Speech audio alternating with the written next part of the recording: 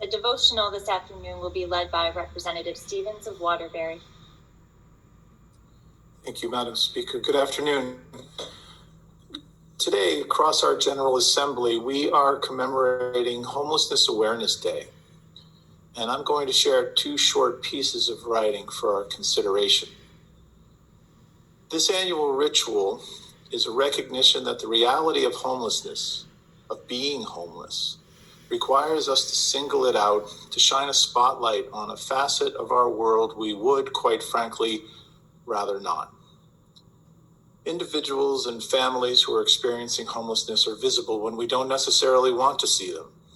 On street corners, loitering on sidewalks, walking too slowly across an intersection with all of their belongings. And invisible when we don't want to think about them, perhaps in encampments in the summertime or now in the cold weather during a pandemic, in hotel rooms that would otherwise be vacant or in so-called normal times rented, perhaps to a legislator who spends the week in Montpelier. The first piece I'll read is from William Shakespeare's The Merchant of Venice. I'm paraphrasing a famous speech here to make my point, because it's relevant to the context of the testimony we heard this morning in a joint hearing with our Human Services Committee. I am who I am. Hath I not eyes? Hath I not hands, organs, dimensions, senses, affections, passions, fed with the same food, hurt with the same weapons, subject to the same diseases, healed by the same means, warmed and cooled by the same winter and summer as you are? If you prick me, do I not bleed? If you tickle me, do I not laugh? And if you poison me, do I not die? This year we'll celebrate, to a small degree, that with the help of the pandemic and federal money, the state of Vermont was able to find housing, sometimes temporary, sometimes transitional, and always aiming for permanent, for Vermonters who are truly experiencing life in a way very few of us can understand or know. We as a state did the right thing in housing Vermonters in hotels in the moments following the onslaught of the virus, because we didn't want this hyper-vulnerable population to become vectors for the virus and be in situations that would allow the virus to contaminate others. We closed shelters.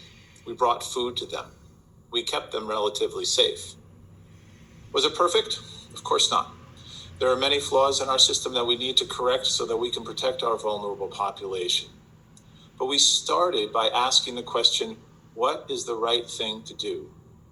And when we did that, what is the next right thing? And even with our differences, personal and political, we did. But we didn't fully solve the problem. We haven't addressed the underlying reasons for the existence of homelessness, but we're working on it. We know the reasons. We know we need the will and the capacity to do it. We know we need to keep doing the next right thing as long as we have the capacity to do so. And even when we don't, we know we need to keep fighting to make sure we help those who want and need a place to live, to be stable in, and to raise their family in peace. This poem was written by Sylvia Plath. It's called Mushrooms.